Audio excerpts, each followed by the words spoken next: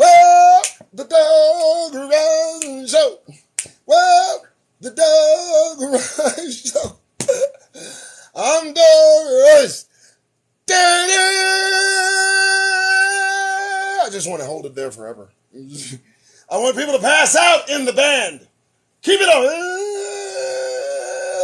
And then the shh.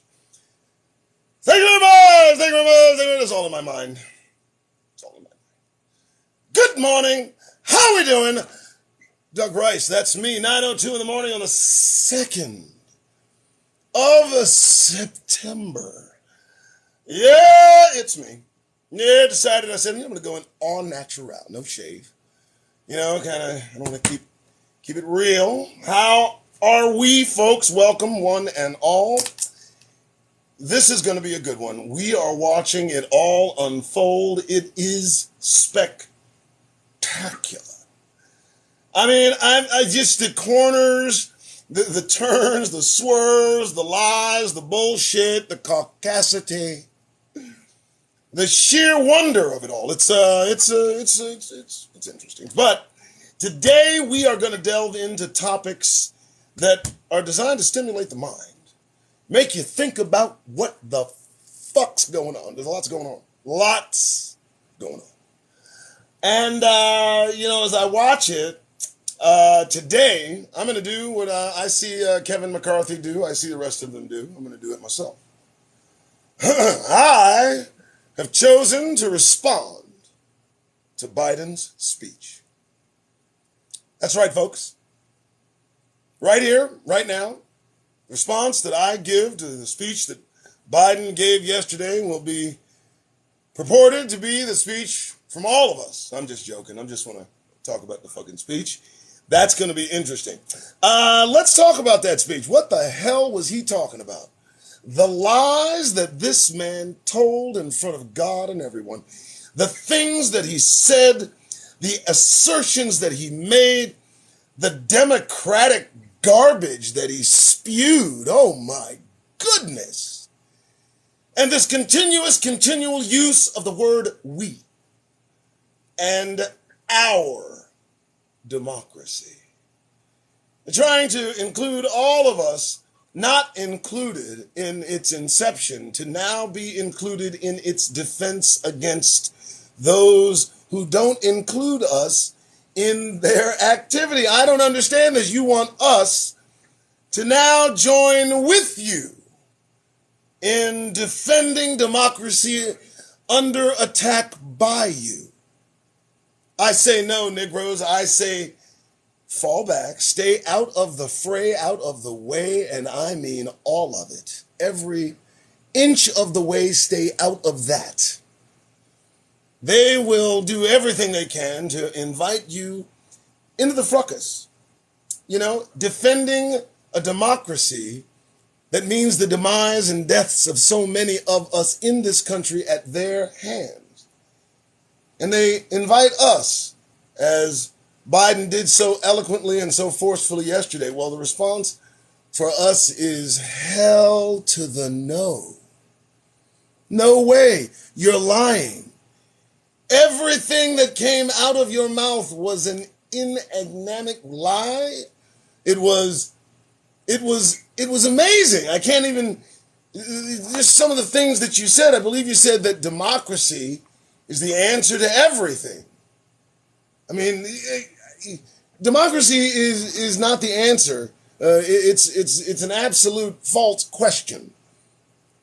As we can see, we are in this position because of democracy. And now the president, befuddled in everything he does these days, seemingly confused about the simplest of things, is put in front of a microphone and camera telling us, and we know he was talking to us. You know that, right? He wasn't talking to anybody but us, because they need us.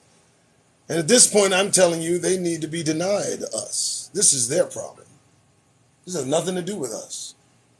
So, Joe, as much as I respect your ability to, coin a phrase and make things sound so passionate, I'm going to just have to bow out of this one and let you guys work this out for yourselves.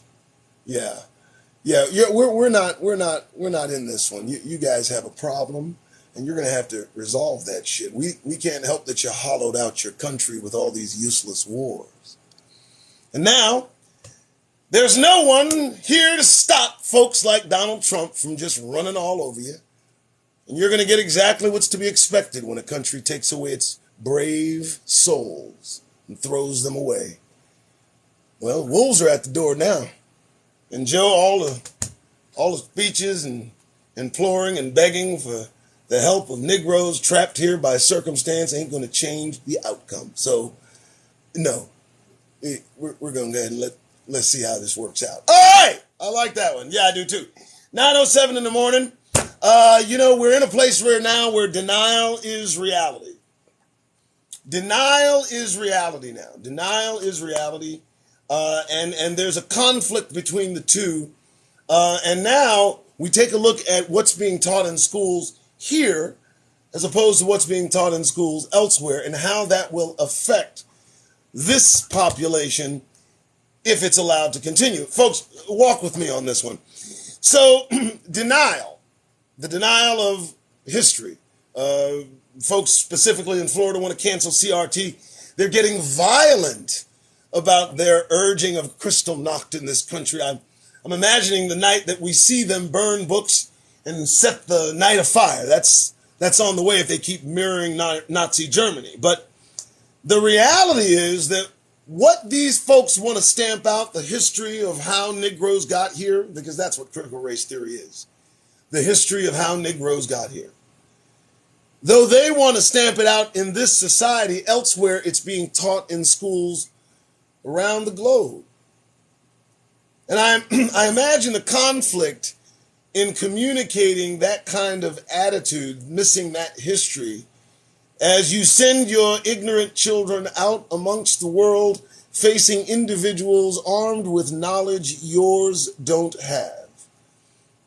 And I can imagine the conversation that might ensue regarding slavery and the history of slavery and the involvement of those who run this country in it. And your children being kept ignorant in school because of the affect of that information on their weak psyche somehow being held back by the parents urging now go out and face educated adults elsewhere in the world who know about Negroes and their plight. I had a conversation with a guy in India or Pakistan somewhere yesterday, called me a slave. It was fun. How does he know that we're slaves? How do they all know that we are slaves? They know because they're taught in school that we are slaves in countries all across the globe. They're literally telling these people this. But in this country, they want to cancel out the fact that we're descendants of slaves. How is that going to affect the adults they send from the schools that they try to mitigate, marginalize, and edit, if you will, truth out of? It's going to be interesting how that plays out. Denial versus reality. I mean, they're on full swing with that shit. We, though, as Negroes, we have our problems. We got our problems. We got problems. We got fossils from the 50s and 60s that just won't go the fuck away. Oh my God. Tap the screen, share the live, get some coffee, sit back and relax. Listen, James Clyburn, Representative James Clyburn, throwback from the 50s, a caricature, a fossil. Oh my goodness. You remember the time when we used to call him Mr. Charlie, those types of things. And he knows of those moments in our history. And he is held back by those times mentally as he pawns on and on TV, talking about how the defense of democracy in the 1790s went. And I'm thinking to myself, don't you understand in the 1790s you did not count as a person and barely count as one today? Begging black people all across the country, as they call us, to vote, to continue to give our patronage and our our confidence in a democratic system that sets on exploding and consuming itself, even as we speak. And I'm going to tell you, I've done shows on it before. There's no hope. There's no retrieving. You're not going to recover from this shit. But we got our fossils from the 50s. We got Reverend Al Sharpton. How is this man still protruding his mouth out in disgust, yet still taking the dollars they pay him to be a mouthpiece without any regard for Negro plight? If he did, he wouldn't take money. I don't understand this shit. This guy's gotten rich off the struggle. And they gave him his own show, Fossil from the 50s and 60s. Clarence Thomas. Boy, that's a holdback. We got Clarence Thomas, for God's sake. What's he doing? It can't be that good, Thomas.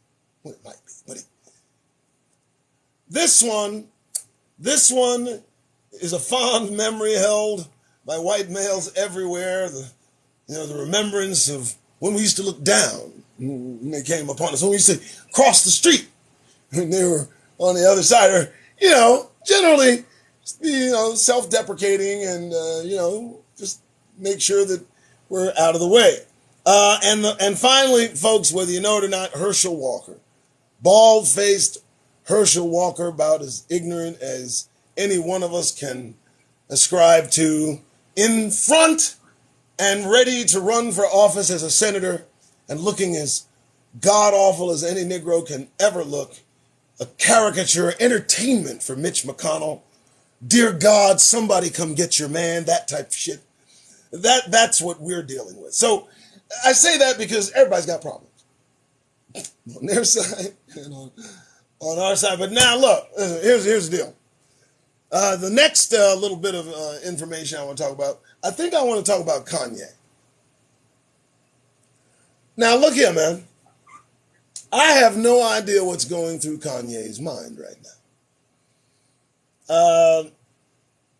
He's named his children North, South, East, West, up, down, and I don't understand the logic. But lately, he's gone on about where his daughters are, or daughter, North, is, and the prospect of her future. And he was pretty explicit in what he didn't want to happen with his daughter trapped in the home of the Kardashians.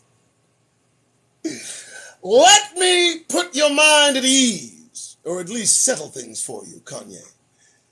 That shit's a wrap. All the things that you demand not happen have already been planned, plotted, and put in play. I have no idea. Who did you think you married, Kanye? Now, the mother put the daughter on Front Street. What do you think the daughter will do with yours? Kanye, stop talking. Stop speaking into existence that thing we know will happen most certainly. As certain as I'm sitting here. And now you cry about your foreign wife. He warned us. He said, stay away from foreign wives. You know what? Foreign wives become foreign mothers. And then they raise foreign children. And Kanye, baby, you cannot at this point yell and scream to high heavens, having a wife who has tried it all on for size, to suddenly think that your daughter will somehow be safe from the future laid out most certainly as we speak, because the money has to continue. You understand, Kanye? How do you think they're going to continue the legacy? And you gave them the legacy lock, stock, and barrel. And I'm going to say this, Kanye, because you need to hear it. No court, no judge in their right mind will ever let you have custody of your children. And I say that with all due respect, all due love, and I do love you, baby. But that's just not going to happen. So your children are in the clutches of Jezebels, awaiting the maturity needed for them to profit from their existence, and you handed them the keys to their future. Oh no, don't start crying now, Kanye. Save your tears for later. You'll need them. All right, let's continue, baby. Next topic. That wasn't too much, was it? Katrina, I feel you judging. All right. Next topic. Here we go. We're going to get into some feelings now. Not mine. We're going to hurt feelings. This last little few segments are, there's a, Katrina, ha, ha, ha, ha, ha. All right. Here is something that brightens my day every day. Whenever I consider this particular topic, I kind of go in depth into just imagining how good it's going to feel. Here's what I'm talking about. I am looking forward to our future as Negroes, as the progeny of slaves trapped within the confines of this penal colony for Negroes, built for us, by us. I look forward to our future, and I do mean after the melee, after the, the tribulation and Armageddon and the negative stuff, the dark stuff, after that's done. Well, there's going to be a new situation in play. And I might say we will be the stewards of the earth, responsible for not just the cleanup, but also responsible for bringing true worship to this planet. Now, let me explain. Our future, if faithful, is bright. See, all these gods worshipped by all these tribes, they're getting nervous. That's why they got floods happening and earthquakes and all this other crap. Time is short. The birth pangs of God's arrival on the earth now. The kingdom is near. And you can see them, mud floods, just killing their population. Think of it as a sandbox created by God Almighty, giving the example. Check this out, have some fun, leaves come back, chaos, confuse the language, bring true worship through Abraham and his offspring. Stay faithful, that'll be your job. Don't stay faithful, go into slavery. In slavery we went. 400 years now over. Next phase, almost here, which involves what God intended in the first place, which was that Hebrews bring about true worship around the planet, more likely so that you can continue from this place and get the hell off our property. See, you can't be worshiping different beings out there. Everybody's got to be on the same page. Our job is to get everyone on the same page. That's why they're drawn to us. When you're touched by God Almighty, when you are set apart, when you are the anointed of God Almighty, people are drawn to you. They like watching you. They want to see you play ball. They want to see you sing. They want to see you dance. They want to see you act. They want to see you perform. That Negro energy. So warm. So comfy. But it's to be used to bring true worship to the planet. Everybody in line. All of the other gods who have tormented the planet, brought asunder, and it's a wrap. And it's just going to be quite interesting. So I'm trying to figure out how many are here, how many of the oppressors that can stand the sound of my voice for as long as it takes to me to get a point. How many of you are the good ones? Are any of you one of the good ones? Like, when we, in a certain segments of society, if they see a certain type of black person, they pull us aside and sometimes tell us to our face that, hey, man, you're one of the good ones. Have you ever been told that? I've been told that. I've been told that, and I'm thinking about that right now as prophecy unfolds. I'm looking for just a few of the good ones.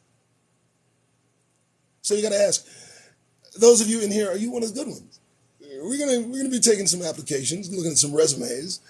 Some of you will be escorted safely out and will avoid the chain-like atmosphere soon to ensue the United States. But first, we got to make sure, are you one of the good ones? There's going to be a certain satisfaction in, establishing, what was to be in the first place. Of course, there's a lot of responsibility comes with that. So Hebrews, please prepare yourself. Hey, look forward. Look forward. Count on being there. All right. Did you know that Trump was anointed? I did not know this. Katrina shared with me a video today that had two non-discriminate men on the screen. One of them discussing that Trump was anointed of God. Somehow a seal fell off his desk and got to. Listen to me carefully, folks. It's the sun. Yeah, that's all there is to it. Come on, folks. This is ridiculous. How can you think that Donald Trump is anointed of God and now will soon ascend some sort of orange cheese throne? No, what the hell are you talking about? What is going on? Stay indoors. All right, let me tell you something, folks. There's three kinds of individuals that make up the male demographic of our society. Negroes. One, they're black dudes. There's also brothers. And then there are Negroes. Now, the reason I say this is because I'm coming across a lot of black dudes. You know, and within that, they're segmented off into other different types of, categories. Thugs, Poindexters. We have the gay community. Just non-discriminate. And then, of course, we got, we got brothers. Brothers, Brothers, you have wife, kids, focused myopically on the family, going to work, got a car, all the family problems, comes home, yada, yada, got to take kids here. So involved in the life, or just brothers that, just out there doing their thing, not involved, da, da, da, da. Then we've got Negroes. Those of us that are woke, looking at things as they are, not as we hope them to be. Always announcing God's kingdom. Trying our best to wake everyone else up if they so choose. Three types of brothers. Three types of black men. Three types of Negroes, if you will. You look carefully within, find out who you are, and act accordingly. All right, that's it for the written shit. Hope you like it. It's 9:24 in the morning, 2nd of September. Where are you right now? Are you at work? Huh? Where you at? Are you out and about? Are you showing your face out there in the world? How do you present yourself? Do you have a shit-eating grin on your Negro face? Or do you have the look of certainty, of determination? Look on your face that doesn't invite caucasity. Are you able to slipstream through life in public without being assaulted by caucastic idea, question, inquiry, observation, opinion? If you are able to do that, then you have mastered getting the goddamn grin off your faces. And I salute you. For those of you that are still in transition, still questioning the directive meant only to serve your interests, please consider giving 24 hours of no grinning a try in public. And feel the response of those that surround you who you did not know needed that Negro energy. Carry them through the day, and without it, they will make inquiry. They will ask, what's wrong? You all right? Smile.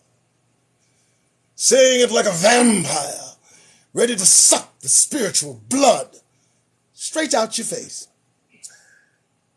Keep a straight face up. Okay, folks, here we go. Black news. I drift.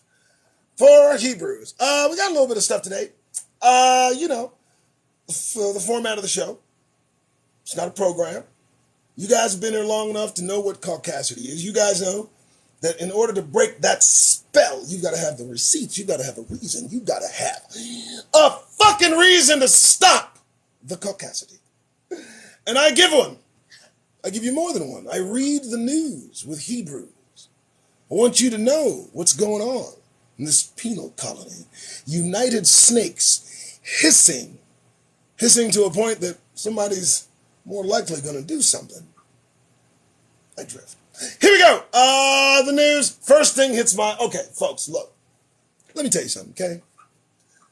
Sometimes you just need to know when not to say some shit. Idris Elba says debate around black British actors playing American roles is unintelligent.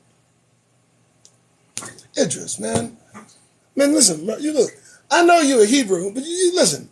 You over there, we over here. What we say regarding what we experience here in relation to what you're doing over there is always valid. It's not unintelligent. What association do you have with the experiences of Negroes here with you being there? You being a Negro, love you, but you're with them.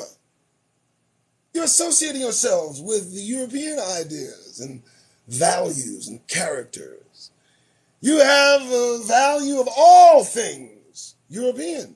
We see it, we know it, we understand, it's cool. It's what you chose to do. But whatever you do, Idris, as long as they're paying you millions to play positions of us on film, don't insult our intelligence by saying what we're saying about you being a black British actor as opposed to an American British actor or an American actor is unintelligent. It's not unintelligent. You need to validate family. How dare you? All the millions, and I think they wanted you, they didn't want you to be 007 because what? Negro. And now you're saying, so the debate around black British actors playing 007 might be unintelligent too, huh? Anyway, I thought that was interesting. Fuck, what do I know? All right, let's continue. Oh, black and Hispanic Americans more susceptible to gun violence. Poll. Another fucking poll. A new poll shows that 54% of black Americans and 27% of Hispanic Americans reported having loved ones who experienced gun violence within the past 5 years. No fucking shit. You needed a poll for that. Somebody paid for that. Is it an exercise in abject futility? Is it just stupidity that has us reporting the obvious? I don't even get that. And as well, why glom on Hispanic Americans, whoever they may be, whether they're Mexican Hispanic Americans, Puerto Rican Hispanic Americans, Cuban Hispanic Americans? What are you doing? Stop trying to water us down with more water. It's obvious now. Glomming everybody on to the Negro experience, black and experience. Black and no. It's just us. The rest of you are just residue, just whatever you're experiencing, it doesn't matter. They're not teaching what you're experiencing globally. I just need you to understand it. You know, kind of like the Irish telling me that they were slaves. They're not teaching the Irish being enslaved around the globe in schools every fucking where. You can't get an Irish person to be called a slave by an Indian dude in Pakistan who's taking a call. He's not going to use your slave. You're not going to do that with an Irish dude. So stop trying to connect yourselves with Negro. Thank you so much. Moving on. That's right. Watering while black, anatomy of a pastor's Alabama arrest. Let me dissect this. Now, the first thing that this brother did wrong was he was in Alabama. You see, I don't understand it. When I hear about things happening to brothers and sisters in places like Alabama, Tennessee, Kentucky, Kansas, when I hear about brothers getting themselves hurt or scalped or murdered, something like that, I don't feel a damn bit sorry because you know what? You should not have your butt there in the first place. And if you are there, there is no way that you should be seen by anyone that doesn't look like you. It's that dangerous. What more does you need to see? How many more brothers need to show up committing suicide in public? for you to understand they're serious about this shit. Yo, he got arrested watering somebody's lawn, watering the church lawn. I mean, do we talk about the rest of the things that are happening? Because you seem to be still grinning over there. Moving on, baby. Body cam shows a Columbus, Ohio police officer fatally shooting an unarmed 20-year-old black man in bed. How we doing? We good? Everybody good? Everybody okay? How you feeling? In bed. Now, a lot of variables, a lot of news, a lot of things. I get it. You know, hey, he was coming. His name is Donovan Lewis. He died Tuesday being shot by a 30-year-old. A 30-year-old cop decided, you know, because that's mature. That's the level of maturity you need to determine if you can take a fucking life. 30. He hasn't done shit. You know what I'm saying?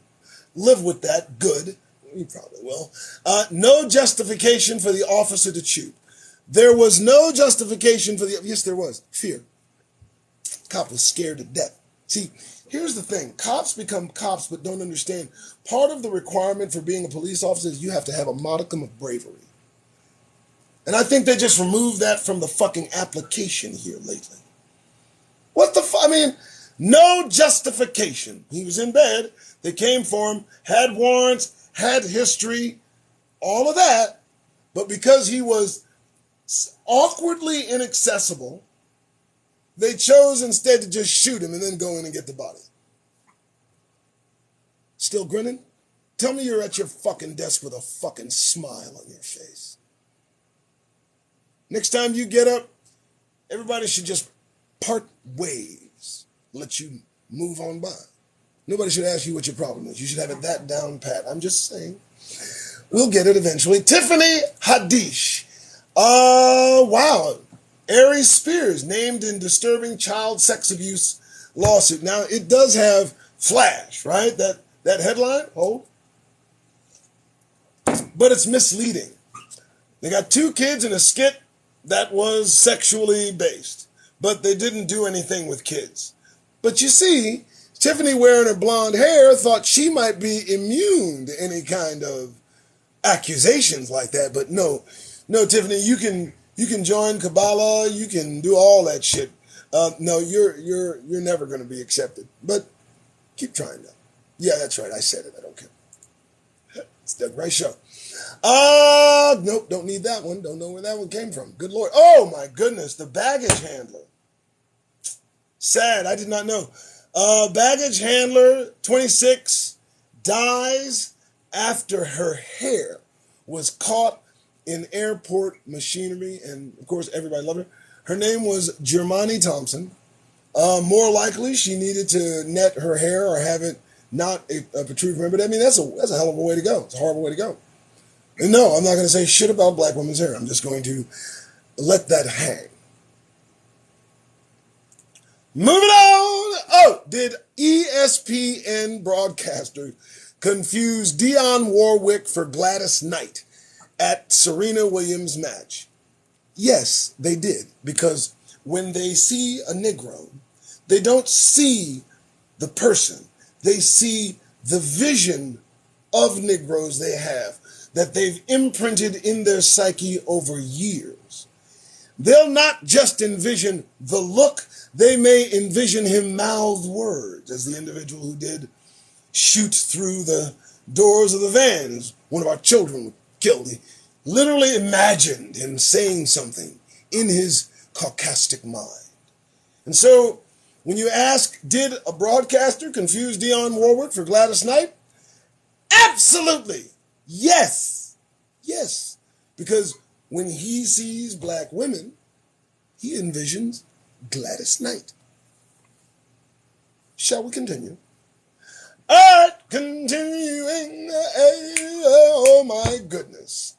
Lil Nas X is the newest face of Yves Saint Laurent.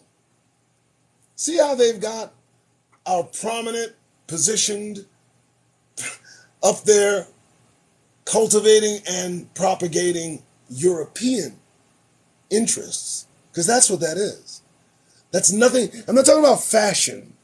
See, Yves Saint Laurent is a European interest, not a company. So now they've got the biggest star in his demographic, Little Nasty X, because as I understand it, that's what that means. Okay. Okay. And they've got him. He's now the face of the European interest that is Yves Saint Laurent. Yves Saint Laurent must be a multi-billion-dollar, of course. And he's now the face that promotes it. See what they do with us? And why do they use his face? What is it about him that screams Yves Saint Laurent, other than the draw of the magnetism of Negro? As I said, they like to watch us do everything, including act a zip-ass fool. Moving on, baby! Hey, moving on. Cincinnati police officer who was featured on TLC reality show was fired after using a racial slur. What is on their minds? Dear God, what is it, man? What is it? What do you guys just don't like black? What is it? Is it the future? Is the future grabbing you by the craw? Is that what it is, folks? I don't think you know the future, but I think you sense it. And now you seem real aggravated. I mean, at the very sight of us, you want to run us over. You want to drive miles to kill us. You want to just do as much damage to Negroes as you possibly can before what? Before it's over? Before it's our turn? Is that, you get the sense? Is that what it is? You guys getting the sense it's our turn almost? Well, you're right. But that's not anything to get nervous over unless you're fucking up. Oh, yeah. All right, I drift. You know I do. Share the live. Tap the screen. Share the live. Vote. Tap the... Okay, I'm sorry. I don't know where that came from. All right, that looks like, I think, nearly, yes, it. I do believe that is the show. 38 minutes is long enough. You guys know what the fuck I'm talking about. What's out there for you?